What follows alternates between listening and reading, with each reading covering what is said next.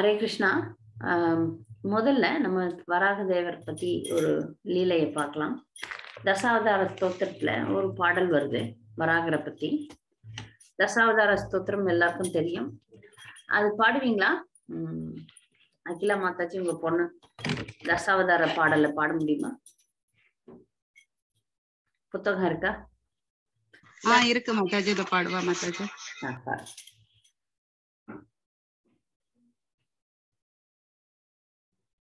யார்கிட்ட எல்லாம் அந்த வைஷ்ணவ ஆச்சாரியர்கள் பாடல் புத்தகம் இருக்கோ அவங்க எடுத்து வச்சுக்கலாம். இல்லைன்னா வெறும்னே கேட்கலாம். ஏன்னா இன்னைக்கு வராக துவாதசி, அதனால வராகரை பத்தியும் இதுல வருது. அது பாடிட்டு அதுக்கப்புறம் வராகரை பத்தி பேசலாம். பாடட்டுமா? பாடுங்க பாடுங்க. பிரளய பயோதி ஜலே திருதவான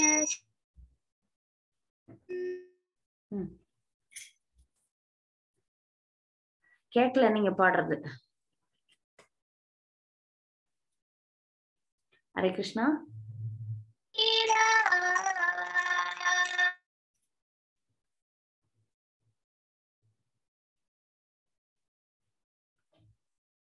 ஹரே கிருஷ்ணா.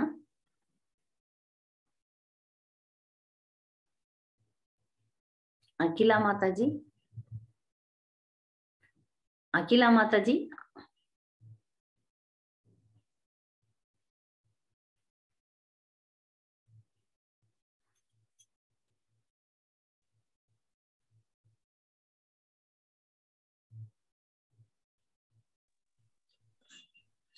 மாதாஜி நான் ட்ரை பண்ணட்டுமா மாதாஜி? பாடுங்க பாடுங்க. ஆனா கொஞ்சம் கர்நாடிக் பேஸ்டா தான் மாதாஜி நான் கத்துன்றேன். அது அப்படி அந்த சரி பாடுங்க பாடுங்க. இந்த ஒரு நிமிஷம் மாதாஜி. சாரி மாதாஜி.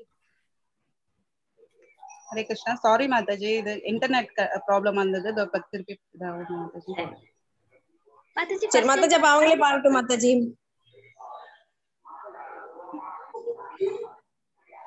ஹரே கிருஷ்ணா மாதாஜி, அவங்களே பாடட்டும் மாதாஜி. பாடுங்க பாடுங்க. ஃபர்ஸ்ட் டைம் பாடட்டுமா மாதாஜி? பாடுங்க. பிரளய பயோதி ஜலே திருதவானசி வேதம் பிஹி தவ சீத்ர சரித்ரமகேதம் கேசவத்ருதா மீன ஷரீரா ஜய ஜகதீஷ ஹரே जय जगदीश हरे जय जगदीश हरे क्षितिः विपुलतरे तिष्ठति तव पृष्ठे धरणी धरनपि न चक्रगरिष्ठे केशवधृता पूर्वशरीरा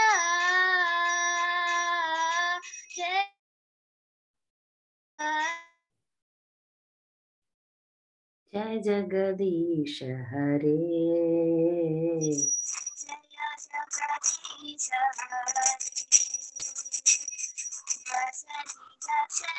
सिकरे धरणी तव लग्ना शशिनी कलंग कलेव निमग्ना केशवधृता सुकर रूपा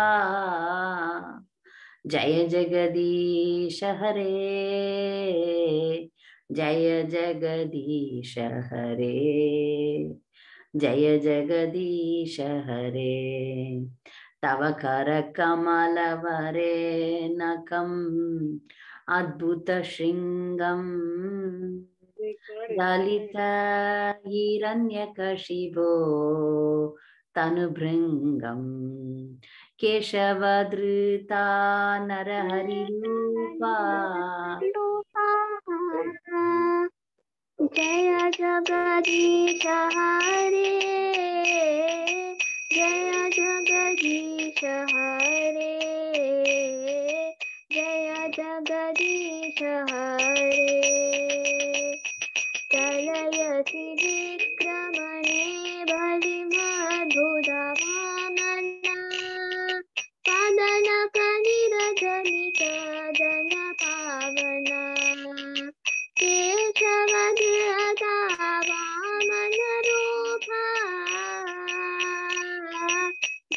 जगदीश हरे जय जगदीश हरे जय जगदीश हरे क्षत्रिय रुधिरमये जगदपगत पापम् स्नपयसि पयसि समित भवतापम् केशवद्रथा भृगुपतिरूपा जय जगदीश हरे जय जगदीश हरे जय जगदीश हरे जितरसि दिक्षुरनेदेत्पतिकमनीयम् दशमुखमौलिबलिं रमणीयम् केशवधृता रामशरीरा जय जगदीश हरे जय जगदीश हरे जय जगदीश हरे वहसि वपुषि विषदेवसनं जलधावम् अलहति भीतिमिलितयमुनाभम् केशवधृतालधररूपा जय जगदीश हरे जय जगदीश हरे जय जगदीश हरे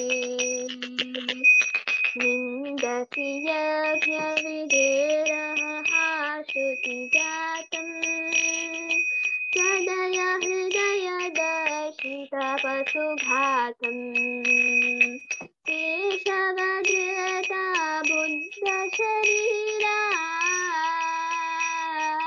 जय जगदीश हरे जय जगदीश हरे जय जगदीश हरे क्लेशनिवहनिधने कलयसि करवालम् धूमकेतुमिव किंवकीकरालम् केशवधृता कल्पिशरीरा जय जगदीश हरे जय जगदीश हरे जय जगदीश हरे श्री जय देव कवेरिदमुदितमुदारम् शृणु सुखदं सुभगन्धरसारम् केशवधृता दशविधरूपा जय जगदीश हरे जय जगदीश हरे जय जगदीश हरे हरे कृष्ण माताजी ஹரே கிருஷ்ணா. நன்றி. இன்னைக்கு வராகரனுடைய அவதரித்த நாள். இரண்யாக்ஷ இரண்யகசிபுன்னு 2 அசுரர்கள் இருந்தாங்க. அவர்கள் தித்தியின் மைந்தர்கள். அப்ப அந்த இரண்யாக்ஷன் என்பவன் பூமி தாயார கொண்டு போய் கர்ப்போதக கடல் கொள்ள வச்சிடறான். அப்ப தாயார் ரொம்ப கஷ்டப்படுறா. இப்ப பகவான் மிகப்பெரிய வராகராக வந்தார். வராகர்னா பன்றி. அப்ப பொதுவா உலகத்துல பன்றினா ஒரு கேவலமான ஒரு மிருகமா நினைக்கிறோம் நம்ம. அதையே பகவான் எடுத்தாருன்னா அது மிக புனிதமாக மிக பிரம்மாண்டமாக இருக்கு. அவர் இங்க வர்றதுக்கு முன்னாடி அவதரிக்கிறதுக்கு முன்னாடி பிரம்மானுடைய மூக்குல இருந்து வெளியே வர்றார். பிரம்மாக்கே ஒண்ணும் தெரியல, என்னடா அதுன்னு பாக்குறார். சின்னதா வெளியே வர்றார். இந்த உலகத்தை தாங்குற அளவுக்கு அவர் பெருசா இருக்கணும் இல்லையா? அப்ப மிக பெரிய ஒரே ஒரு கொம்பு உடைய ஒரு பன்றியாக, மிகப்பெரிய காட்டு பன்றி, அது பயங்கரமாக இருந்தது. அவர் கோபத்தோட போய் கடலுக்கு அடியில போய் பூமி தாயாரை மீட்டு எடுக்கிறார். அதுக்கப்புறம் இரண்யாக்ஷனோட சண்டை போடுறார். சண்டை போட்டு அதை தேவர்கள்லாம் நல்லா ரசிக்கிறாங்க. அவனை இரண்யாக்ஷனை கொன்று விடுகிறார். இந்த ஒரு குறிக்கோளுக்காக தான் பகவான் வந்தார். இங்க வந்தார். இப்ப கூட நம்ம நிறைய இடத்துல வந்து வராகருடைய திருக்கோயிலை பார்க்கலாம்.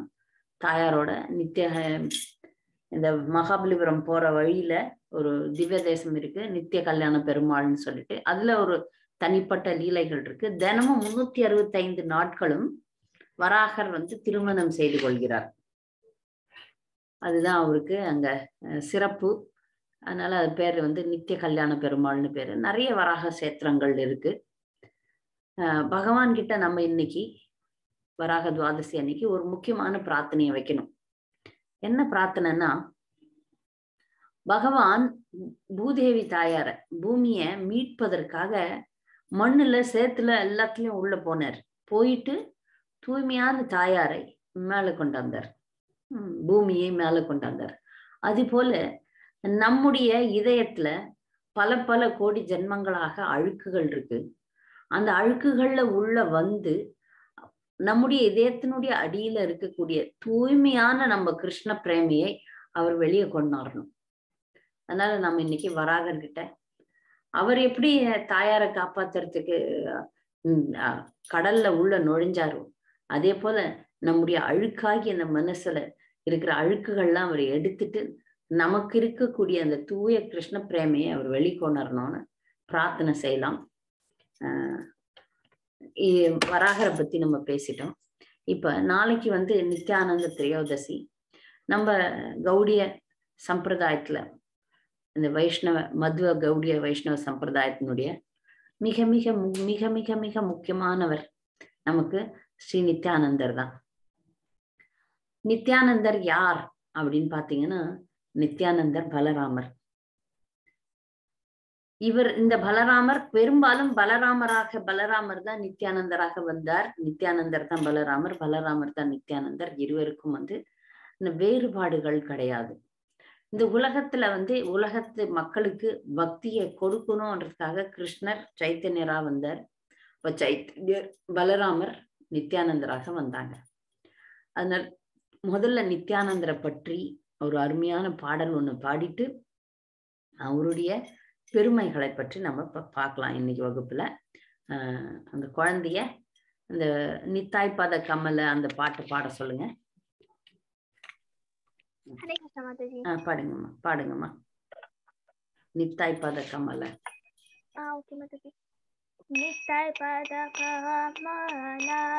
கொஞ்சம் சத்தமா பாடுங்க. ஓகே மாதாஜி. नित्य पाद कमला कोटि चंद्र शोषितला नित्य पाद कमला कोटि चंद्र शोषितला जे छाया जगत चुरा हेनो निताय भीने भाई राधा कृष्ण पाई से थाय दृढ़ कोरी दरो निताय पाय से संबंध नाही जरा मृत जन्म गेलो था शे पाशो बोरो दोराचा निताय ना बोलिलो मुके माझिलो संसार सुखे विद्या कुने की कोरी बेथा निताय पाद कमला कोटि चंद्र शोषितला जे छाया जगत जुरा अहंकार मता होए निताय पाद पाशरिया असत्य रे सत्य कोरी मानी निताय करुणा पाबे ब्रज राधा कृष्ण पाबे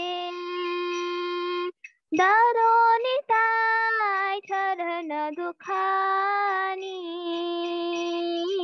निताय पाद कमला कोटि चंद्र शोषितला जेठाय जगत जोरा नितायर चरण सत्या ताहार सेवक नित्या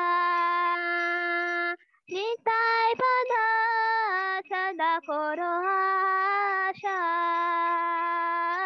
नरोत्तम भोर दुखी निताय मोर खोर सुखी राखो रंगा चरणेर पासा निताय पाद कमला कोटि चंद्र शोषितला जेठाय जगत जुराय जेठाय जगत जुराय. நன்றி. இந்த பாடலினுடைய பொருளை படிக்கலாம். பகவான் நித்யானந்தரின் பாத கமலங்கள் கோட்டி சந்திரனின் குளுமையை வழங்கக்கூடியவை. இவ்வுலகம் உண்மையான அமைதியை பெற விரும்பினால் அவரிடம் தஞ்சமடைய வேண்டும். சகோதரர்களே, அத்தகு நித்தாய் இல்லாமல் ராதா கிருஷ்ணரை அடைவது சாத்தியமல்ல. ராதா கிருஷ்ணரின் ராச லீலைகளில் அவர் நுழைய உண்மையிலே ஆர்வம் இருந்தால் பகவான் நித்யானந்தரின் திருப்பாதங்களை உறுதியாக பற்றி கொள்ளுங்கள். நித்யானந்த பிரபுவிடம் சம்பந்தம் ஏற்படுத்தி கொள்ளாதவன் தனது வாழ்க்கையை வீணடித்து விட்டான். அத்தகு மனிதன் உண்மையில் மிகவும் பாவகரமான மிருகத்தை போன்றவன். நித்யானந்தரின் திருநாமத்தை ஒருபோதும் உச்சரிக்காததால் அவன் பெயரளவிலான சம்சார சுகத்தில் மூழ்கி உள்ளான். அவனுடைய கல்வியும் குலமும் எவ்வாறு அவனை பாதுகாக்க முடியும்? அகங்காரத்தால் பித்து பிடித்தவர்கள் நித்யானந்த பிரபுவின் திருவடிகளை மறந்து உண்மை அல்லாதவற்றை உண்மையாக ஏற்றுள்ளனர். நித்யானந்தரின் கருணையை பெற்றால் விருந்தாவனத்தில் உள்ள ராதாகிருஷ்ணரை அடைய முடியும். எனவே நித்தாயின் இரு திருவடிகளையும் பற்றி கொள்ளுங்கள். நித்யானந்த பிரபுவின் திருவடிகள் சத்தியமானவை, அவருடைய சேவகர்களும் நித்தியமானவர்கள். நித்தாயின் பாதங்களை எப்போதும் பற்றி கொள்ளுங்கள். இந்த நரோத்தமன் பெரும் துன்பத்தில் உள்ளான். நித்யானந்த பிரபுவே, எனக்கு இன்பத்தை கொடுங்கள். தங்கள் சிவந்த தாமரை திருவடிகளின் அருகில் தயவு செய்து என்னை வைத்துக் கொள்ளவும். இந்த பாடலுக்கான விளக்க உரையை பிரபுபாதர் எழுதுகிறார். அதையும் நம்ம இன்னைக்கு படிச்சிடலாம். ஸ்ரீல பிரபுபாதர் கி ஜெய். இது நரோத்தமதாசர் அருளிய மிக சிறந்த பாடலாகும். நித்தாய் பத நித்யானந்த பிரபுவின் தாமரை திருவடிகள் நிலவின் குளுமையை வழங்கக்கூடியவை என்று அவர் அறிவுறுத்தியுள்ளார். ஒரு நிலவின் குளுமையை அல்ல, கோடிக்கணக்கான நிலவின் குளுமையை, கோடிக்கணக்கான நிலவின் குளிர்ந்த ஒளி எப்படி இதமளிக்கும் என்பதை நாம் கற்பனை செய்து பார்க்கலாம். நரகத்தை நோக்கி முன்னேறி கொண்டிருக்கும் இந்த ஜட உலகில் எப்பொழுதும் கொழுந்து விட்டு எரியும் நெருப்பினால் அனைவரும் அமைதியின்றி மிகவும் துன்பப்பட்டு வருகின்றனர். உண்மையான அமைதியை இவ்வுலகம் விரும்பினால் கோடிக்கணக்கான நிலவின் குளுமையை நல்கும் நித்யானந்த பிரபுவின் தாமரை திருவடிகளில் தஞ்சமடைய வேண்டும். ஜுடாய என்றால் வேதனைகளிலிருந்து விடுதலை என்று பொருள். வாழ்க்கை போராட்டத்திலிருந்து விடுதலையை ஒருவன் விரும்பினால், பௌதிக துன்பம் என்னும் கொழுந்து விட்டு எரியும் நெருப்பை அணைக்க விரும்பினால் பகவான் நித்யானந்தரிடம் தஞ்சமடையுங்கள் என்று நரோத்தமதாச தாக்கூரார் அறிவுறுத்துகிறார். பகவான் நித்யானந்தரின் தாமரை திருவடிகளில் தஞ்சமடைவதால் என்ன பயன்? ஹேன நித்தாய் வினே பாயி நித்யானந்த பிரபுவின் தாமரை திருவடிகளில் தஞ்சமடையாவிடில் ராதாகிருஷ்ண பாயித்தே நாய், ராதாகிருஷ்ணரை அணுக முடியாது. ராதாகிருஷ்ணரை அணுகுவதற்கும் தெய்வீக ராச நடனத்தில் பங்கு கொள்வதற்கும் உதவுவதே இந்த கிருஷ்ண பக்தி இயக்கத்தின் குறிக்கோள். ராதாகிருஷ்ணரின் நடன குழுவில் ஒருவன் உண்மையிலேயே இணைய விரும்பினால் அவன் நித்யானந்த பிரபுவின் தாமரை திருவடிகளில் தஞ்சமடைய வேண்டும் என்று நரோத்தமதாச தாக்கூரர் அறிவுறுத்துகிறார். அடுத்ததாக சம்பந்த நாயி என்றால் சம்பந்த என்றால் உறவு, தொடர்பு என்று பொருள். நித்யானந்தருடன் உறவை ஏற்படுத்தி கொள்ளாதவன் தனது மானிட பிறவியை வீணடித்து விட்டதாக கருதப்பட வேண்டும்.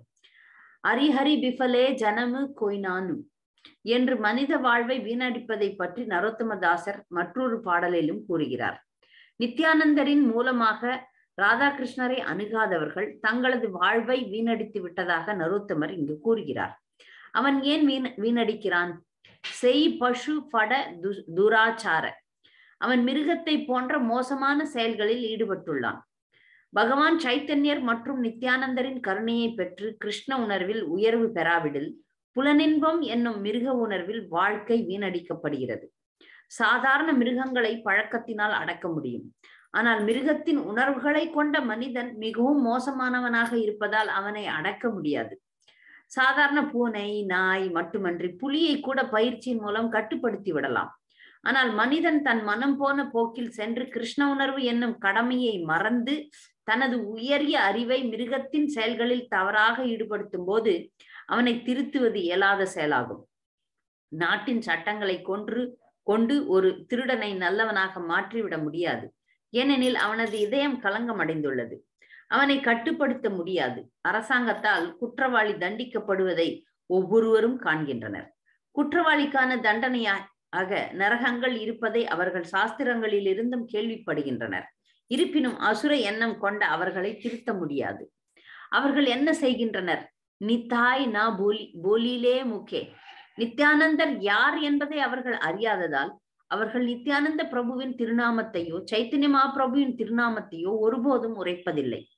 மஜில சம்சார சுக்கிய மஜில என்றால் ஆழ்ந்திருத்தல் என்று பொருள்.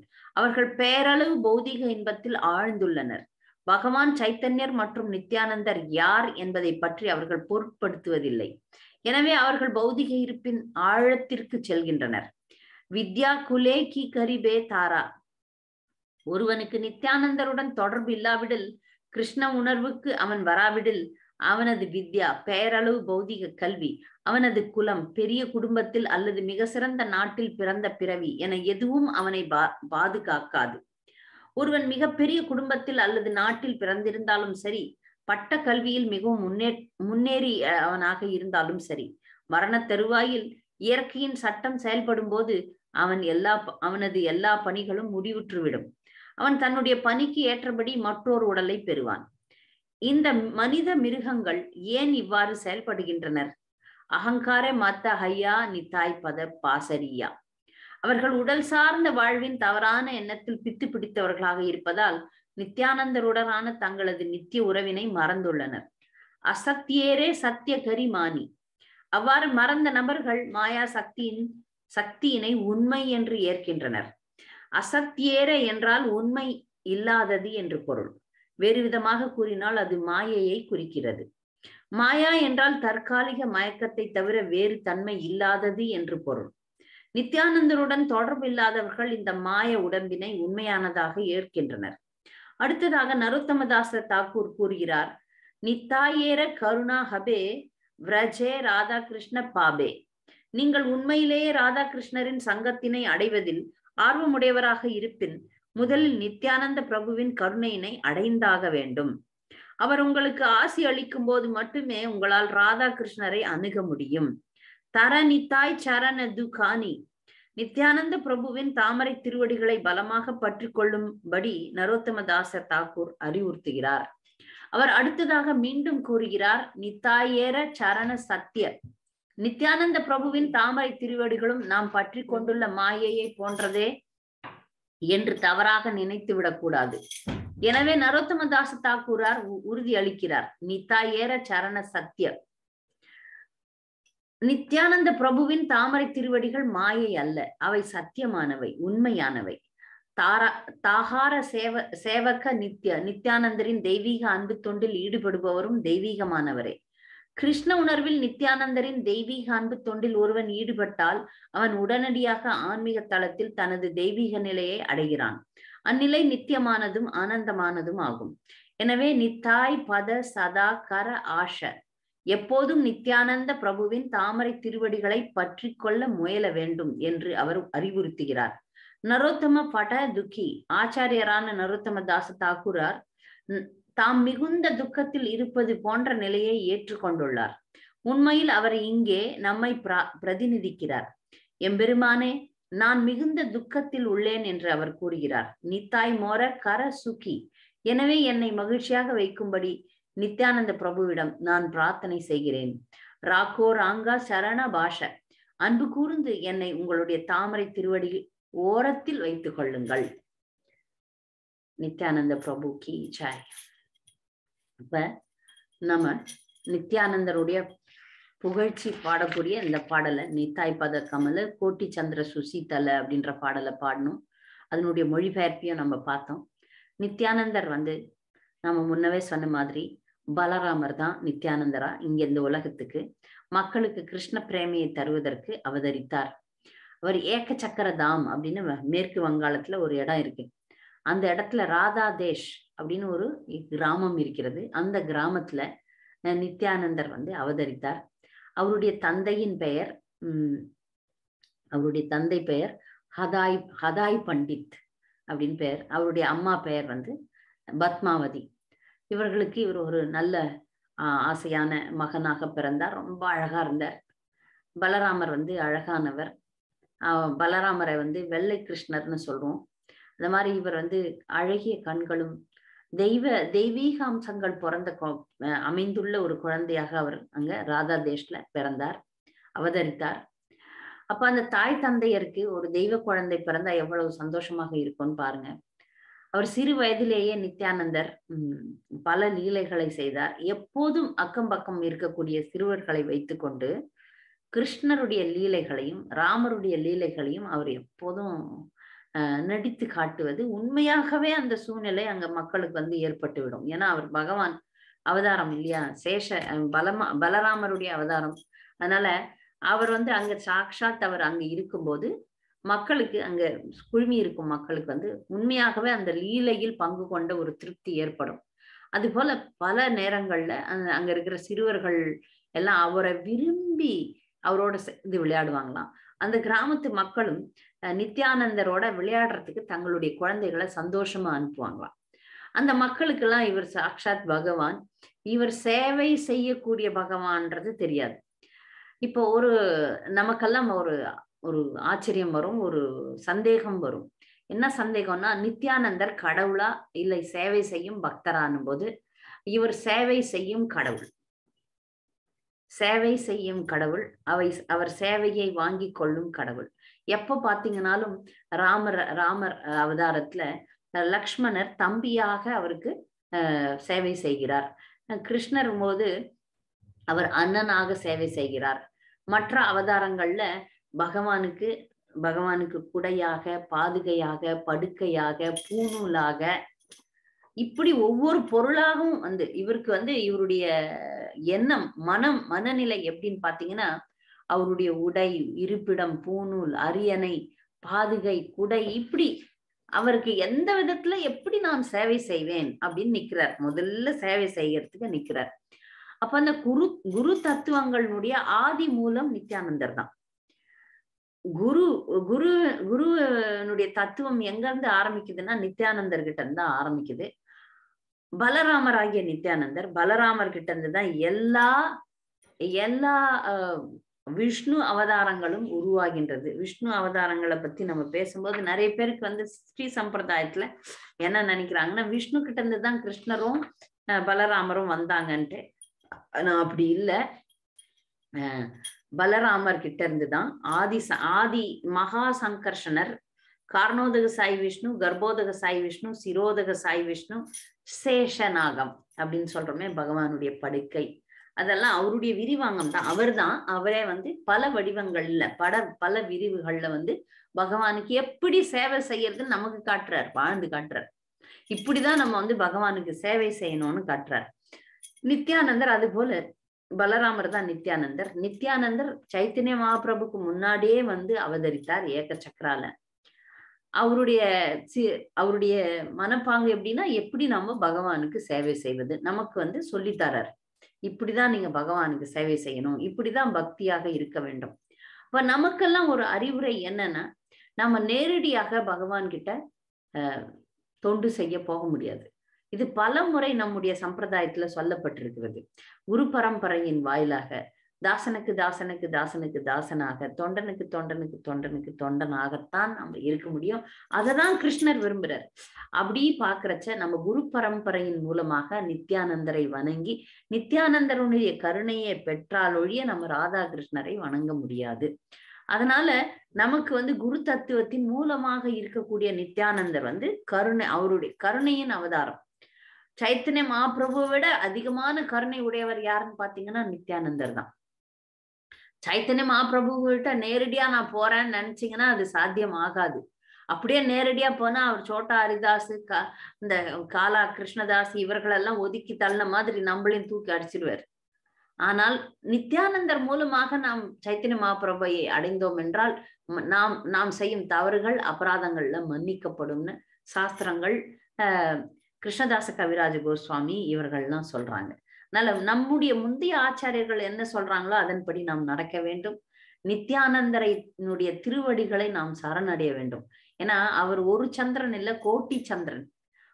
இந்த உலகத்துல நம்ம நெருப்புனால தகிக்கிறோம். இந்த சம்சாரம் நம்மை போட்டு வறுத்து எடுக்குது. அப்ப நமக்கு குளிர்ச்சி தேவைப்படுகிறது, இதம் தேவைப்படுகிறது, ஆறுதல் தேவைப்படுகிறது, கருணை தேவைப்படுகிறது. அதெல்லாம் யார் கொடுக்கறதுன்னா நித்யானந்தர் கொடுக்கிறார். ஏன்னா அவர் கோட்டி சந்திரனுக்கு சமம். அதனால அவருடைய திருவடி தாமரைகளை யார் பற்றவில்லையோ அவர்கள் யாருக்கு சமம்? மிருகத்துக்கு சமம்னு சொல்லப்படுது. ஏன்னா அவர் நம்மை கட்டாயப்படுத்தவில்லை. நித்யானந்தர் அவர் தம்மையே கொடுத்துடுறாரு. சுலபமா ஏமாத்திடலாம் நித்யானந்தரை. அவர் சுலபமாக கிருஷ்ண பிரேமையை, அதாவது அவர் ஒரு மார்க்கெட்ல நாமத்தை இலவசமாக தருகிறார்னு ஒரு பாடல் இருக்கு. நாமஹட்டால பகவானுடைய நாமத்தை இலவசமாக தருகிறார். ஏன்னா பிரச்சாரத்தினுடைய மிக முக்கியமான எடுத்துக்காட்டே நித்யானந்தர் தான். அவருடைய வாழ்நாள் முழுக்க எப்படி பிரச்சாரம் பண்ணணும் அப்படின்றத முழுக்க முழுக்க காமிச்சார். அப்ப அதுல இந்த இளமை பருவத்துல இந்த குழந்தையா இருந்தப்ப 12 வயசுக்கு முன்னாடி அவர் தாய் தந்தையரோட இருந்தார். தாய் தந்தையரோட இருந்தப்ப நிறைய இந்த மாதிரி நாடகங்கள்லாம் ஆடி காட்டுவார், நடிச்சு காட்டுவார்.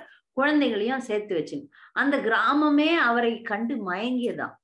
அவ்வளவு அழகா இருந்தார், அவ்வளவு இனிமையா பேசுவாராம். நித்யானந்தர் ரொம்ப இனிமையா பேசுவாராம். அவர் பேசுறத பார்த்து எல்லாரும் மயங்கிடுவாங்க. அப்ப நாடகங்கள்லாம் நடிச்சு அந்த நாடகங்கள்லாம் கிருஷ்ணருடைய லீலைகள், ராமருடைய லீலைகள் இப்படியாக இருக்குமா. அப்ப கிருஷ்ணர் லீலையில வரக்கூடிய பக்காசூரன், அகாசூரன், பூத்தனா அப்படி எல்லா அசுரர்களையும் ஒரு கதாபாத்திரமா வச்சு அந்த அசுரர்களை எப்படி கிருஷ்ணர் கொன்னார் அதெல்லாம் செஞ்சு காட்டுவாராம். அப்படி காட்டுறப்ப ஒரு முறை ராமலீலைய நடத்தினார். நடிக்கிறதுக்கு அந்த குழந்தைகள் எல்லாம் கொண்டான்ட்டு இப்ப நான் ராமலீலையை நடிக்கலாம், நான் தான் லக்ஷ்மணன் அப்படி சொல்லிட்டு அப்ப அதை எப்படி அந்த நாடகத்தை கொண்டு போனோம்லாம் சொல்லி கொடுத்துட்டார் பசங்களுக்கு. ஆனா அந்த பசங்க கொஞ்சம் மறந்து போயிட்டாங்க. அப்ப ஒரு பையன் அவன் நான் தான் ராவணன், நான் லக்ஷ்மணன் மேல அம்பு விடுறேன், ஒரு பானத்தை விடுறேன்ட்டு பானத்தை விடும்போது லக்ஷ்மணன் மயங்கி கீழ் விழுந்துடுறார். இவர் நிஜமாகவே தான் லக்ஷ்மணன், நிஜமாகவே அந்த ராமலீலையில போயிட்டார் அவர். அதனால மயங்கி இறந்தது போல விழுந்து விடுறார். இதை பார்த்த உடனே பத்மாவதி அம்மாவும் ஹதாய் பண்டிதரும் துடிச்சு போயிடுறாங்க. அவங்க குழந்தை செத்து போயிட்டான் போல் இருக்கு அப்படின்னு சொல்லிட்டு அவங்க கதறி அழுகிறார்கள். அவர்களால உயிரோட இருக்க முடியல, மயங்கி கீழ் விழுறாங்க. என்ன பண்றதுன்னே தெரியல. அப்ப அங்க வந்திருந்த பக்தர்கள்ல ஒருத்தர் இவர் இந்த நாடகத்தை நடத்துறார். அதனால அனுமான் ஆகியவர், அனுமானா யார் வேஷம் போட்டீங்களோ அவங்க போய் உடனே மருந்து கொண்டாங்க. இங்க மருத்துவரா வேஷம் போட்டவர் அந்த மருந்தை கசக்கி அவருடைய மூக்குல வைங்க, அப்ப சரியாயிடுவாருன்னு சொல்லி அந்த நாடகத்தை தொடர்ந்து நடத்தி அப்புறம் அவர் லக்ஷ்மணராக நடித்த நித்யானந்தர் வெளியே வரார். அவர் எழுந்து வந்தவன, அந்த மயக்க நிலையில இருந்து எழுந்து வந்தவன பெற்றோர்களுக்கு மிக சந்தோஷமாகுது. இவ்வாறு அவர்கள் அந்த கிராமமே கிருஷ்ணருடைய லீலைகளை நடித்து காட்டுறதுலயும் பேசுறதுலயும் கீர்த்தனங்களை பண்றதுலயுமே ரொம்ப மகிழ்ச்சியாக இருந்து வந்த காலகட்டத்துல ஒரு துறவி அந்த கிராமத்துக்கு வரார், ஏக்க சக்கராக்கு வரார். அந்த துறவி அம்மா அப்பா நல்ல சேவை செய்கிறார்கள். பத்மாவதியும் ஹதாய் பண்டிதரும் உங்களுக்கு என்ன வேணும்னு அவங்க கேட்டப்ப இவனுடைய மகனை கொடுத்துருங்கன்னு சொல்லிடுறாரு. இதை மட்டும் கேட்காதீங்க, வேற எது வேணா கேளுங்க, எங்களுடைய உயிரை கூட கேளுங்க, நாங்க தந்துடுறோம். எங்க மகனை போய் கேட்கறீங்களே, எங்க மகன் எங்களை உயிரை விட பிரியமானவன் அப்படின்லாம் சொல்றாங்க. கொடுக்கறதுன்னா கொடுங்க, இல்லைன்னா நான் போறேன்னு சொல்லும் போது கொடுக்க வேண்டிய கட்டாயத்துல அவர் வந்து அந்த துறவியோட நித்யானந்தர் போயிடுறார். இந்த பிரிவை தாங்காமல் பல மாதங்கள், பல வருடங்கள் அழுது அழுது அழுது புலம்பி புலம்பி புலம்பி வாழ்நாள் முழுக்க, இப்ப கூட நீங்க போனீங்கன்னா அந்த ஏக சக்கராவே ஒரு சோகத்துல இருக்குமா. என்ன சோகம்னா பகவானை பிரிந்த சோகம். அந்த குழந்தையா இருந்தப்பவே தாய் தந்தையரை விட்டு அவர் வந்து சன்னியாசம் வாங்கிட்டு அந்த துறவி பின்னாடி போயிட்டு அப்படியே பக்தி பிரச்சாரத்துலதான் இருந்துடுறாரு. அப்ப அந்த பிரிவை வந்து அவங்க மக்கள், அவங்க தாய் தந்தையர், அந்த கிராமமே அவருடைய பிரிவை நினைச்சு கஷ்டப்படுது அப்படின்னு சொல்லிட்டு வரலாற்றுல சொல்லப்படுது. ஏகச்சக்கரதாம் அப்படின்ற இடத்துல இப்ப வந்து இஸ்கான் இயக்கத்தினர் நித்யானந்தருக்கு மிக அழகான ஒரு ஆலயம், கௌரநித்தாயர் ஆலயம் அங்க இருக்கு. அங்க போய் அவருடைய பிறந்த இடம் இருக்கிறது. நித்யானந்தர் எங்க அவதரித்தாரோ அந்த இடத்துல இந்த கிராமத்துல எல்லாம் ஒரு வழக்கம் இருக்கிறது. மாயாப்பூர்லயும் அந்த வழக்கம் இருக்கு. ஒரு குழந்தை பிறந்தா அந்த குழந்தையினுடைய தொப்புள் கொடி அந்த அந்த அந்த குழந்தைக்கு மேல இருக்கிற அந்த பிறந்த உடனே வரக்கூடிய அந்த அதெல்லாம் சேர்த்து நம்மெல்லாம் இப்பெல்லாம் மருத்துவமனையெல்லாம் அதெல்லாம் தூக்கி விசிறி அடிச்சிடுறாங்க. அதை மிகவும் இது ஒரு மிகப்பெரிய அறிவியல். எந்த தேசத்துல எந்த இடத்துல நம்ம பிறந்தோமோ அந்த இடத்தினுடைய மண்ணுக்குரிய சக்தியே அந்த குழந்தை பெறுமா. அது வந்து ஐதீகம். அவருடைய அந்த தொப்புள் கொடியை, எந்த குழந்தை பிறந்தாலும் அந்த தொப்புள் கொடியை ஒரு இடத்துல புதைச்சி அந்த புதைச்ச இடத்துல ஒரு மரம் நட்டுடுவாங்க. அப்போ அந்த இடத்துல ஒரு மரத்தை நட்டு அந்த இடத்துல தான் நித்யானந்தருடைய தொப்புள் கொடி இருக்கிற இடம் கூட இப்ப இருக்கு. அதை போய் நம்ம வணங்கி விட்டு வரலாம். அந்த மாதிரி ஏகச்சக்கரதாம் அந்த இடம் வந்து மிகவும் பிரசித்தி பெற்ற இடம். ஏன்னா அவர் அவதரித்த இடம், அது புனித ஸ்தலம். அங்க பல வேற சில லீலைகள்லாம் நடந்தது. அந்த பீமன் வந்து பகாசூரனை கொன்ற இடமும் அதுதான். அந்த இடங்கள்லாம் அங்க இருக்கு. தன்னுடைய தாய் தந்தையர் வயதான காலத்துல தீர்த்த யாத்திரைகள்லாம் போக முடியாது அப்படின்னு நினைச்சு அவர் அங்க ஏக்க சக்கராலே எல்லா தீர்த்தங்களையும் வர வச்சு கொடுத்தாராம். அப்ப அவர்கள் அங்கேயே அதுல நீராட முடியும் அப்படின்னு சொல்லிட்டு அந்த தீர்த்தமும் அங்க இருக்கு. இவ்வாறாக ஏக்க சக்கரதாம் இங்க மாயாப்பூர்ல இருந்து கிட்டத்தட்ட 5 மணி நேரம் தொலைவுல இருக்கு. அவர் அந்த துறவியோட நித்யானந்தர் 12 வயதிலேயே துறவியோட வெளியே வந்துடுறார். தாய் தந்தரை பிரிந்து விடுகிறார். பிரிந்து விட்டு அவர் தேசாந்திரம் போறார். புண்ணிய கஷேத்திரங்களை எல்லாம் தரிசனம் பண்றார். தரிசனம் பண்ணி வரச்ச அவர் கொஞ்சம் பெருசாக ஆரம்பிக்கிறார். அப்ப வந்து அவர் மாதவேந்திர பூரியினுடைய குருவாகிய லக்ஷ்மி பத்தி கிட்ட அவர் தீட்சை வாங்குறார். தீட்சை வாங்கி அவர் மிகப்பெரிய பக்தி பிரச்சாரத்திலையும் பக்தி தொண்டுலையும் ஈடுபட்டு வருகிறார். அப்புறமா விருந்தாவனத்துக்கு போறார். கஷேத்திர தரிசனம் எல்லாம் பண்ணி முடிச்சுட்டு விருந்தாவனத்துக்கு போறார். விருந்தாவனத்திலையும் அவர் வந்து கிருஷ்ண பிரேமையில் மூழ்கியவராக ஒரு அவதூதர் அப்படின்னு சொல்றாங்க. அவதூதர்னா அது உடனே அதை பார்த்துட்டு நம்ம அவதூதர் மாதிரி எல்லாம் நக்கல் செய்யக்கூடாது. அவதூத நிலைன்றது வந்து மிக மிக மிக உயர்ந்த நிலை. அவர்கள் கிருஷ்ண நாமத்தை சொல்லும் போது கண்ணுல இருந்து தண்ணீர் வரும், மயக்க நிலைக்கு போவாங்க, பைத்தியம் மாதிரி இருப்பாங்க, வேகமாக குதிப்பார்கள், ஆடுவார்கள், பாடுவார்கள், சிரிப்பார்கள். அந்த கிருஷ்ண பிரேமையினுடைய உன்மத்தத்துல இவர் முக்கியமா நித்யானந்தர் வந்து அவதூதர்னு சொல்லப்படுறதுக்கு காரணம் என்னன்னா, எப்படி ஒரு குடிகாரன் குடிச்சிட்டு அந்த மயக்க நிலையில என்னென்னவோ சொல்றானோ அது போல இவர் பக்தியினுடைய மயக்கத்துல இருப்பவர், முழு கிருஷ்ண பக்தியில இருக்கக்கூடியவர். அதனால எப்போதும் கிருஷ்ண நினைவுல இருக்கும்போது அது அவர் வந்து பித்து பிடித்தவரை போல ஆடுவார், பாடுவார், சிரிப்பார், மயங்கி விழுவார். அதெல்லாம் வந்து அவருக்கு பிருந்தாவனத்துல வந்து அவர் அந்த லீலைகள்லாம் அவர் செஞ்சுட்டு, அதுக்கப்புறம் எப்போ சைத்தன்ய மகாபிரபு சங்கீர்த்தன இயக்கத்தை மாயாப்பூர்ல ஆரம்பிச்சாரோ அதனால அதை கேள்விப்பட்டு நவதீபத்துக்கு அவர் திரும்பி வந்துடுறார். மாயாப்பூர் நவதீபத்துக்கு அவர் வரணும்ட்டு வந்துடுறார். வந்து அவர் நந்தன் ஆச்சாரியாருடைய இல்லத்துல இருக்கிறார். இது வந்து பகவானும் சைத்தன்ய மகாபிரபுவும் நித்யானந்தரும் பிரிக்க முடியாதவர்கள். அதனால நித்யானந்தர் இங்க வந்த உடனே சைத்தன்ய மகாபிரபுக்கு தெரிந்து போயிட்டது. அவர் உடனே ஹரிதாஸ் தாக்கூரையும் ஸ்ரீவாஸ் பண்டிதரையும் அழைத்து இங்க நித்யானந்தர் வந்து விட்டார், அவரை போய் கூட்டின்னு வாங்க அப்படின்னு சொல்றார். இது அவர்கள் எங்கெல்லாமே தேடுறாங்க, எவ்வளவு மணி நேரம் தேடுகிறார்கள், அவர்களால அவர் எங்க இருக்கிறாருன்னு கண்டுபிடிக்க முடியல. பிறகு இறுதியில் இந்த சைத்தன்ய மகாபிரபுவே நந்தன ஆச்சாரியாருடைய இல்லத்துக்கு போய் அவரை காண்கிறார்.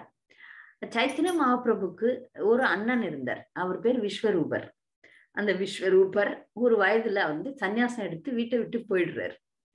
அந்த விஸ்வரூபர் தான் பலராமர். அந்த பலராமர் அவர் வீட்டை விட்டு போனதுக்கு அப்புறம் நித்யானந்தர்ல வந்துடுறார் அப்படின்னு சொல்லிட்டு ஆச்சாரியர்கள் சொல்றாங்க.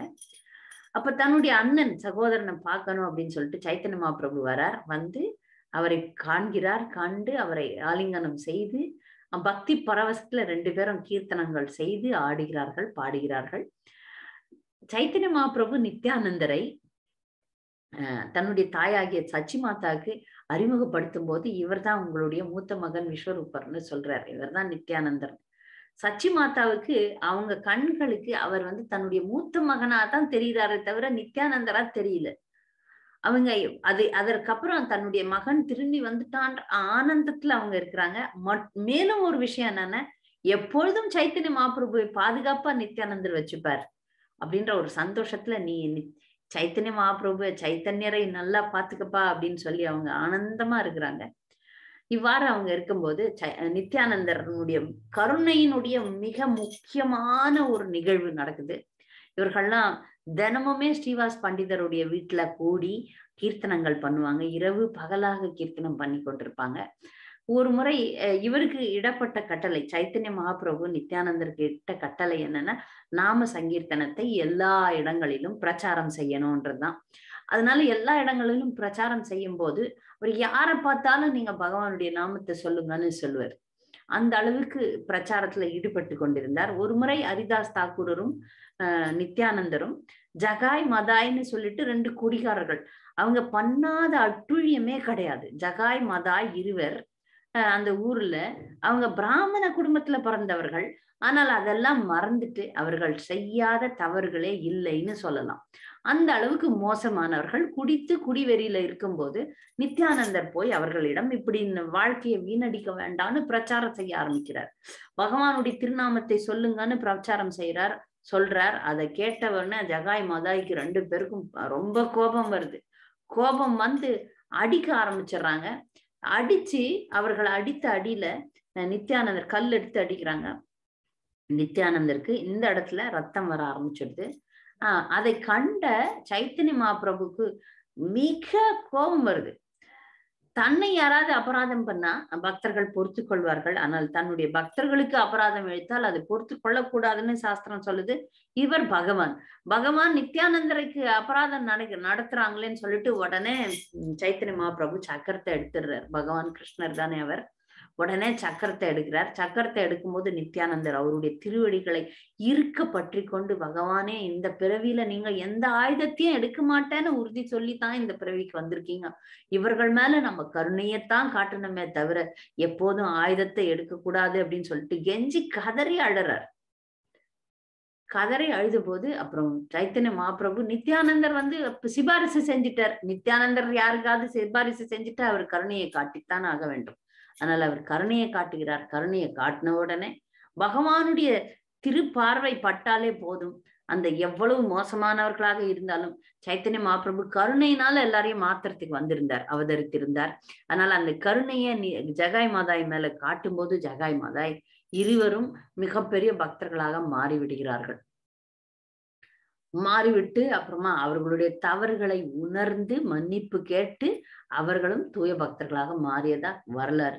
அப்ப அவர்கள் வந்து பக்தர்களாக மாறணுன்றதுக்கு மிக முக்கிய காரணமாக இருந்தது நித்யானந்தர் தான். இப்படியாக அவங்க வந்து நவதீப் தாமத்துல மாயாப்பூர்ல வந்து எல்லா இடங்கள்லயும் பிரச்சாரம் செய்வது, எப்போதும் சைத்தன்ய மகாபிரபு கூட இருப்பார். அந்த பஞ்ச தத்துவர்கள், அதுதான் அந்த சைத்தன்ய சரிதாமிருத்தத்துல பஞ்ச தத்துவாத்மகம் கிருஷ்ணம் பக்த ரூப சுரூபகம் பக்தாவதாரம் பக்தியாக்கியம் நமாமி பக்த சக்திகம். பக்தர்களாக பகவான் நித்யானந்தர், பகவான் சைத்தன்யர் எல்லாரும் பக்த ரூபத்துல அவதரித்திருக்கிறார்கள். அதனால பகவானுக்கு சேவை செய்யும் பகவானாகிய நித்யானந்தர் எப்போதும் உடன் இருந்து பிரச்சாரத்துல ஈடுபட்டிருந்தார். ஆனா சைத்தன்ய மகாபிரபு எப்போ சந்நியாசம் வாங்கினாரோ அப்ப சந்நியாசம் வாங்கிட்டு அவர் ஜெகநாத் பூரிக்கு போறார். ஜெகநாத் பூரிக்கு அவர் போகும்போதும் நித்யானந்தர் கூட தான் போறார், கூட போய் கூட தான் இருக்கிறார். ஆனா சைத்தன்ய மகாபிரபு அவருக்கு ஒரு கட்டளை விடுக்கிறார், நீ திரும்ப நவதீபத்துக்கே போக வேண்டும், மாயாப்பூருக்கே போக வேண்டும், அங்கிருந்து நீ பிரச்சாரத்தை செய்யின்னு சொன்னவொடனே அது அவருடைய இதயத்தை சுக்குநூறாக உடைச்ச மாதிரி ஆயிப்போகுது. இதை விட எனக்கு பெரிய தண்டனை என்ன வேண்டி இருக்கிறது, பகவானே உன்னை விட்டு பிரிஞ்சு நான் எப்படி இருக்கிறதுன்றத ஒரு சோகத்துல, மிகப்பெரிய சோகத்துல ஆழ்ந்து விடுகிறார் நித்யானந்தர். ஆனாலும் அவர் நமக்கு அவரோட இருப்பதை விட இதையும் அவர் வாழ்ந்துதான் காட்டுறார். எப்போதும் நாம் நம்முடைய ஆன்மீக குரு கடவுள் முழுமுதற் கடவுளோட நம்ம இருக்கிறத விட அவருக்கு சேவை செய்வதை தான் அதிகமா விரும்பணும். அந்த பிரிவுல தான் சேவை அதிகமாக நடக்கும். அதனால அவர்கிட்ட கட்டளையை மேற்கொள்ள வேண்டும் என்பதுதான் நம்முடைய சம்பிரதாயத்தினுடைய குறிக்கோள். எல்லாரும் நாங்க கூட இருக்கிறோம்ன்றதை விட அவர்களுடைய ஆன்மீக குருவோ பகவானோ இவர்களுடைய கட்டளையை நாம் நிறைவேற்ற வேண்டும் என்பதுதான் நம்முடைய குறிக்கோளாக இருக்க வேண்டும். அதை நித்யானந்தர் செய்து காட்டினார். அவருடைய ஆணைக்கேற்பபடி அவர் பிரிஞ்சு வந்துருவார். இங்க அப்ப வரும்போதுதான் அங்க வந்து பானிஹட்டால ரகுநாததாச தாக்கூரரோட சேர்ந்து பானிஹட்டா மகோத்சவம் நடத்துறாரு. அது வந்து அந்த நேரத்துல கங்கை கரையில அவர் அந்த திருவிழாவை நடத்துறார். அந்த திருவிழா, அந்த பானிஹட்டா திருவிழால வந்து சைத்தன்ய மகாபிரபு அங்க அவர்களுக்கு காட்சி தருகிறார், வருகிறார், அந்த திருவிழால பங்கு கொள்கிறார். இதெல்லாம் மிகப்பெரிய விவரங்கள் வருது சைத்தன்ய லீலையில, சைத்தன்ய சரிதாமிரதத்துல. சோ இப்படியாக நித்யானந்தர் மிகப்பெரிய பிரச்சாரம் செய்யும், நமக்கு வழிகாட்டும் ஆன்மீக குருவாக இருக்கிறார். அதனால நாம் அவரை சரணடைய வேண்டும். இது பிரத்யேகமா நமக்கு வந்து இந்த பஞ்ச தத்துவ மந்திரம் ஜெய ஸ்ரீ கிருஷ்ண சைத்தன்ய பிரபு நித்யானந்த ஸ்ரீ அத்வைத கதாதர சிவாஷாதி கௌரவ பக்த பிருந்த, நம்ம ஹரே கிருஷ்ண மகாமந்திரத்தை ஜபிக்கிறதுக்கு முன்னாடி இந்த மந்திரத்தை சொன்னோம்னாதான் நம் ஹரே கிருஷ்ண மகாமந்திரத்தை உச்சரிக்கும் தகுதி கருணை எல்லாம் நமக்கு கிடைக்கும், இல்லைன்னா கிடைக்காது. அதனாலதான் ஹரே கிருஷ்ண மகாமந்திரத்தை விட அந்த பஞ்ச தத்துவ மந்திரம் மிக மிக கருணை வாய்ந்தது, சக்தி வாய்ந்ததுன்னு சொல்றாங்க. அதுக்காக நம்ம அதையே ஜபம் பண்ணலாமா அப்படின்னு கேட்டா, ஆனா அவர்கள் இதைத்தான் ஜபம் பண்ண சொல்லியிருக்காங்க. ஜெய ஸ்ரீ கிருஷ்ண சைத்தன்ய பிரபு நித்யானந்த ஸ்ரீ அத்வைத கதாதர சிவா ஷாதி கௌர பக்த பிருந்த, இந்த மந்திரம் கருணையை ஈட்டி கொடுக்கும், நமக்கு ஹரே கிருஷ்ண மகாமந்திரத்தை ஜபிக்கிறதுக்கு வேண்டிய தகுதியை கொடுக்கும். அவங்களுடைய கருணை இல்லைன்னா நம்மால ஜபம் பண்ண முடியாது. நம்ம பாமர மக்கள் மாதிரி பொதுமக்கள் மாதிரி நடுத்தருல நிக்க வேண்டியதுதான். அவர்கள்லாம் மாயையில இருக்கிறாங்கல்ல, பௌதிகவாதிகள்லாம் இந்நேரம் என்ன பண்ணுவாங்க, சண்டே ஏதாவது டிவி பார்ப்பாங்க, ஏதாவது கேளிக்கைகள்ல ஈடுபட்டிருப்பார்கள். ஆனால் நமக்கு இந்த பாக்கியம் கிடைச்சதுன்னா இந்த பஞ்ச தத்துவர்களுடைய கருணை தான்றதை நம்ம புரிந்து கொள்ள வேண்டும். அதிலும் நித்யானந்தர் மிக மிக மிக மிக முக்கியமானவர், மிக முக்கியமானவர். அதனால்தான் நம்ம சம்பிரதாயத்துல அவருக்கு மிக முக்கியத்துவம் தரப்படுகிறது. அவருடைய கருணையை இந்த நன்னாள்ல நம்ம பெற விரும்ப வேண்டும், அவரை பற்றி கேட்க வேண்டும், அவரை பற்றி பாட வேண்டும்ன்றதுக்காக இன்னைக்கு அவரை பத்தி பேசுறோம். மேலும் அவரை பற்றின மிக மிக முக்கியமான ஒரு விஷயம் இருக்கு. அவர் எப்படி பலராமருக்கு 2 மனைவிகள், வருணி ரேவதி அப்படின்னு. அந்த வருணி ரேவதி தான் இங்க அவர் அவதரிக்கும் போது, நித்யானந்தரா அவதரிக்கும் போது வசுதா ஜானவி அப்படின்னு சொல்லிட்டு மனைவிகளாக வந்தாங்க. அவங்க 2 பேருமே சகோதரிகள். வசுதா இறந்து விட்டதுனால ஜானவி அவருடைய மனைவியாக மாறுகிறாள். அவர்களுக்கு 2 குழந்தைகள். ஒரு குழந்தை வந்து சிரோதக சாய் விஷ்ணுனுடைய அவதாரம். அடுத்து வந்து கங்காதேவி அப்படின்னு ஒரு பெண் குழந்தை, ஒரு ஆண் குழந்தை, ஒரு பெண் குழந்தை, 2 குழந்தைகள். அந்த 2 குழந்தைகளையும் நல்லபடியா வளர்க்குறாங்க. நித்யானந்தர் வந்து இந்த உலகத்தை விட்டு மறைந்த பிறகு, தன்னுடைய லீலைகளை முடித்து விட்டு மறைந்த பிறகு ஜானவாதேவி நெடுங்காலம் வாழ்ந்தார்கள். எப்படி வாழ்ந்தாங்கன்னா ஒரு ஆச்சாரியன் கணக்குல வாழ்ந்தாங்க, ஒரு விதிவிலக்காக. ஏன்னா நம்முடைய சம்பிரதாயத்துல பெண்கள் ஆச்சாரியர்களாகவோ குருவாகவோ ஆகிறது கிடையாது. ஆனால் இந்த அம்மா ஒரு விதிவிலக்காக, ஏன்னா அவ தெய்வம், அவள் தெய்வம், தேவி. அதனால அவங்களுக்கு வந்து அந்த சக்தி இருந்தது. சாதாரண பெண் கிடையாது அவங்க வந்து தெய்வ பிறவி. அதனால ஜானவா மாதா வந்து ஒரு ஆன்மீக குருவாக, பெண்களுக்கும் சரி ஆண்களுக்கும் சரி அவங்க தீட்சை கொடுத்த தீக்ஷா குருவாக இருந்திருக்கிறார்கள். அது இன்னும் ஏன்னா நித்யானந்தரனுடைய மொத்த கருணையும் வாங்கினாங்க அவங்க. அவர் எப்படி பிரச்சாரம் பண்ணாங்களோ அதே மாதிரி நாடு நாடா ஊர் ஊரா போய் பிரச்சாரம் பண்ணாங்க, கால்நடையா போய் எல்லா இடத்துலயும் வந்து திருவிழாக்களை ஏற்படுத்தினாங்களாம். அங்க திருவிழாக்கள் அவங்க சுயமா போய் எல்லாருக்கும் சமையல் செய்து தன் கையால பரிமாறுவார்களாம். அவங்க பரிமாறும் போது என்ன ஆகும், இந்த அப்படி பரிமாறும் போது அந்த புடவை விலகும் போது 2 கை பரிமாறுகிறது. அப்ப அந்த புடவை விலகும் போது இன்னும் 2 கை வந்து அந்த புடவையை வந்து சரி பண்ணுமா, கீழே விழாம தாங்கி பிடிக்குமா. நமக்கெல்லாம் 2 கை தான், 2 கையில போய் நான் சாப்பாடு பிரசாதம் பரிமாறுகிறேன் போது அந்த புடவை கீழே விழலாம். அந்த புடவை விழற புடவைய வந்து இன்னும் 2 கை வந்து தாங்கி பிடிக்குமா. அந்த அளவுக்கு அவ தெய்வீக தன்மையை கொண்ட தெய்வீகமானவர்கள் ஜானவா தேவின்றது வந்து மிக முக்கியமான ஒரு விஷயம். அப்ப அந்த அம்மா கால்நடையாகவே தீர்த்த யாத்திரை சென்று விருந்தாவனத்துல எல்லா முக்கிய விக்கிரகங்களுக்கும் பிரார்த்தனை செய்வதும் கீர்த்தனம் செய்யறது, கீர்த்தனைகள் செய்யறதும் சேவைகள் செய்யறதுமாக அவர்கள் தங்களுடைய வாழ்நாளை கடத்தினாங்க. அப்படி விருந்தாவனத்துக்கு உள்ள போகும்போதே ஒரு மிகப்பெரிய லீலை ஒண்ணு நடந்தது. ஒரு பிராமணனுடைய சிறிய மகன், ஒரு 10-12 வயசு இருக்கலாம், அந்த மகன் மரணம் அடைந்து விடுகிறான்.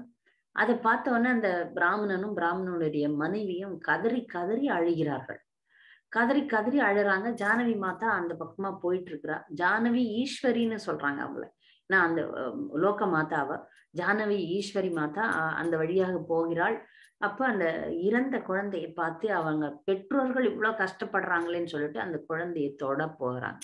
இப்ப தொட போகும்போது பிராமணர் சொல்றார், நீங்க புனிதமானவர்கள், இந்த இந்த சவத்தை நீங்க தொட வேண்டாம், அதனால நீங்க வந்து அசுத்தம் அடைவீர்கள், வேண்டாம், நீங்க தொட வேண்டாம்னு சொல்லும்போது அதெல்லாம் ஒண்ணும் இல்லை, இவர் வந்து விருந்தாவனத்துல இருக்கக்கூடிய விரஜவாசி, அதனால அவரை தொடுவதால் நான் புனிதம் அடைவேன்னு சொல்லிட்டு அப்படி தொடறாங்க. தொட்டவொடனே அந்த இறந்த குழந்தை உயிரோட வந்துருது.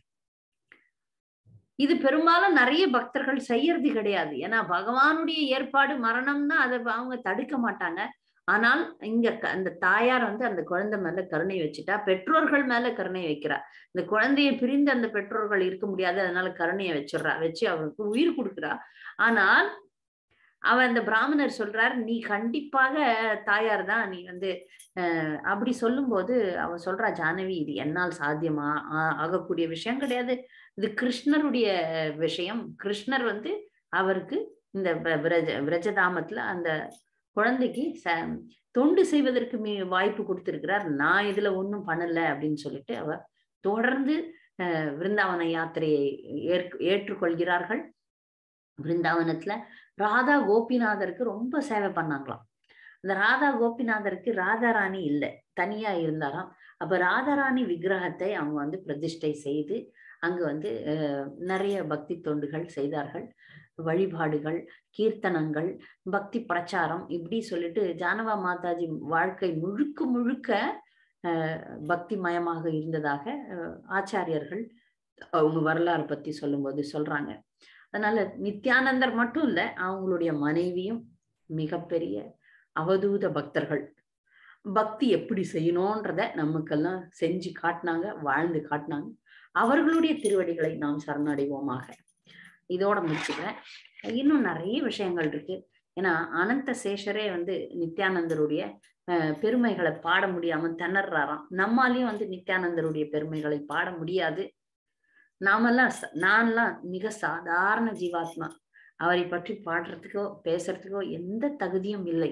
ஆனா அவர் சொல்றார், பிரச்சாரம் பண்ணுங்க, என்னை பற்றி பேசுங்கள், பகவானை பற்றி பேசுங்கள்னு அவர் கட்டளை இடுகிறார். அந்த கட்டளையை அவர் குரு, அவர் ஆதி குரு, அவருடைய கட்டளை குரு பரம்பரையில் வருகிறது. அதனால அவரை பத்தி நம்ம பேசுறோம். அவரை பற்றி நினைக்க வேண்டும், பாட வேண்டும், பேச வேண்டும், அவருக்கு தொண்டு செய்ய வேண்டும். ஹரே கிருஷ்ணா. பக்தர்களுக்கு ஏதாவது கூடுதல் கருத்துக்கள், சந்தேகங்கள் இருந்தா கேட்கலாம். ஹரே கிருஷ்ணா. ஹரே கிருஷ்ணா மாதாஜி.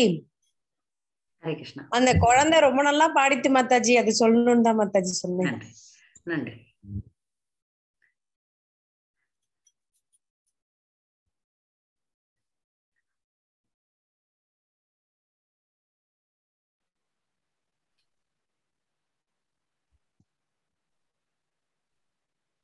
நித்யானந்தருடைய கருணையை பெற்றுவிட்ட பக்தர்கள் பேசாம இருக்கிறாங்க, மௌனமாக இருக்கிறார்கள் எல்லாரும். ஹரே கிருஷ்ண மாதாஜி.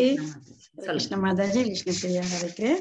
உங்களுடைய சத்சங்கங்கள் தொடர்ச்சியா இப்படி இருக்கிறபடியாத்தான் மாதாஜி நாங்களும் ஒரு சின்ன ஒரு புண்ணியம் செய்து உங்களுடைய இதெல்லாம் கேட்கக்கூடிய ஒரு வாய்ப்புகள் எங்களுக்கு கிடைச்சிருக்கு மாதாஜி. அதைட்டு ரொம்ப சந்தோஷம் உங்களுக்கு அதை தெரிவிச்சுக் கொள்றோம் மாதாஜி. இது தொடர்ச்சியா உங்களோட சங்கங்கள் இருக்க வேணும்.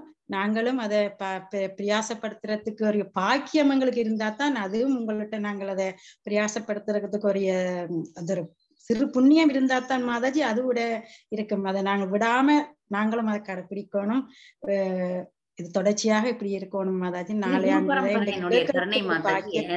எனதென்று எதுவும் இல்லை மாதாஜி, என்னதுன்னு எதுவும் இல்லை, எல்லாம் குரு பரம்பரை. எங்களுக்கும் அந்த ஒரு பாக்கியம் இருக்கிறபடியா மாயாப்பூர் தாமத்தினுடைய தொடரக்கூடிய ஒரு பாக்கியம் கூட முடியாம இருக்கிறதுக்கு கூட ஒரு பாக்கியம் இருக்கணும் மாதாஜி. இல்ல சிலது தொடர முடியாம இருக்கும், கேட்க முடியாம இருக்கும். அதுக்கு கூட ஒரு நாங்கள சின்ன புண்ணியம் செய்திருக்கிறோம் நினைச்சு ஒரு சந்தோஷம் அடைகிறோம் மாதாஜி.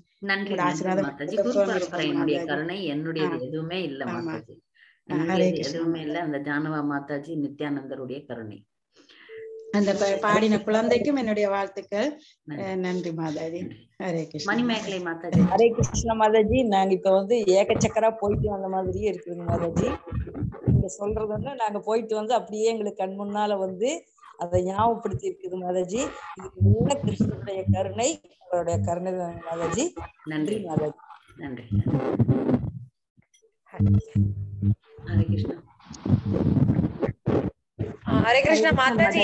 பல்ராமருக்கு 2 வைஃப், ரேவதி, இன்னொரு பேர் என்ன மாதாஜி சொன்னீங்க? Varuni. Varuni. Okay Mataji. Hare Krishna Mataji. Mataji breaking time சொல்றீங்களா மாதாஜி? நேற்று ஹதீஸ் தானே, இன்னைக்கு என்ன மாதிரி? நீங்க நாளைக்கு இருக்கு. நீங்க இப்ப இலங்கையா இல்ல சுவிஸ்ல இருக்கீங்களா? சுவிஸ்ல நினைக்கிறேன் மாதாஜி. சுவிஸ்ல உங்களுக்கு டைம் போட்டிருப்பாங்களே கேலண்டர்ல? இல்ல, நாங்க அதெல்லாம் பிரேக் பண்றதா என்னன்னு தெரியல, டைம் தெரியல. பிரேக் பண்ணிடலாம். ஏகாதசி எப்ப பிரேக் பண்ணுவோம் அது துவாதசி டைம்ல பிரேக் பண்ணணும். ஏன்னா நேத்தே இன்னைக்கு வராக துவாதசிக்காக நேத்தே நம்ம விரதம் இருந்துட்டோமே. 12 மணி வரைக்கும் இன்னைக்கு விரதம் இருக்கணும். ஆனா ஏகாதசி கண்டிப்பாக விட வேண்டும்ன்றதுனால நேத்தே ஏகாதசி அன்றே வராகருக்கும் சேர்த்து விரதம் இருந்துட்டோம் 12 மணி வரைக்கும். அதனால இப்ப குறிப்பிட்ட உங்களுக்கு நேரம் இருக்கும், அந்த நேரத்துக்குள்ள முடிச்சிருங்க, சாப்பிட்டுருங்க. நாளைக்கு மாதாஜி, நாளைக்கு 12 வரைக்கும் விரதம். ஓகே மாதாஜி. நன்றி மாதாஜி. ஹரே கிருஷ்ணா.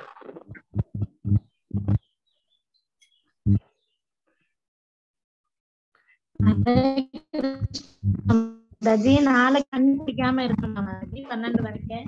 ஆமா, 12 வரைக்கும் விரதம் இருந்தா நல்லது. தண்ணி கூட குடிக்க கூடாது. முடியலன்னா நீங்க தண்ணி குடிக்கலாம். ரொம்ப நல்லா சொன்னீங்க மாதாஜி. குரு பகவான் அத்வைத விரதம் நல்லா கேட்டோம். அவரோட ஆசி, உங்களோட ஆசி எல்லாம் வேணும். நன்றி. நன்றி மாதாஜி. ஹரே கிருஷ்ணா. ஹரே கிருஷ்ணா. யமுனா மாதாஜி என்னவோ பேசுறீங்க, கேட்கல எங்களுக்கு. சீதலா யமுனா தேவிதாசி. ஹரே கிருஷ்ணா மாதாஜி. ஹரே கிருஷ்ணா மாதாஜி. ரொம்ப அருமையா கிளாஸ் எடுக்கிறீங்க மாதாஜி. ரொம்ப கேட்கறதுக்கு ரொம்ப இன்ட்ரெஸ்டா இருக்கு. ஹரே கிருஷ்ணா. ஹரே கிருஷ்ணா மாதாஜி. நன்றி. வகுப்பு முடிச்சிடலாமா? பக்தர்களுக்கு வேற ஏதாவது கேள்விகள் இருக்கா? நாளைக்கு வகுப்பு எதுவும் கிடையாது. அதனால நாளைக்கு நித்யானந்தருக்கு சேவை செய்ய வேண்டும். அதனால நாளைக்கு எந்த வகுப்பும் கிடையாது. பக்தர்கள் கோயில் இருக்கிற இடத்துல நீங்க கோயிலுக்கு போகலாம். ஏன்னா அபிஷேகம் எல்லாம் நடக்கும். மாயாப்பூர் டிவிலையும் இங்க நடக்கக்கூடிய அபிஷேகத்தை காட்டுவாங்க. அதெல்லாம் நீங்க மாயாப்பூர் டிவில பார்த்து கொள்ளலாம். நன்றி, அனைவருக்கும் நன்றி. அடுத்த வாரம் சந்திக்கலாம். அடுத்த வாரம் வழக்கம் போல நம்ம பகவத்கீதை வகுப்புல சந்திக்கலாம். வாஞ்சா கல்பதருபஸ்ய கிருபா சிந்தேவச்ச பதிதானம் பாவனம் பாவயிஷ்யம். ஜெய் நன்றி. ஹரே கிருஷ்ணா.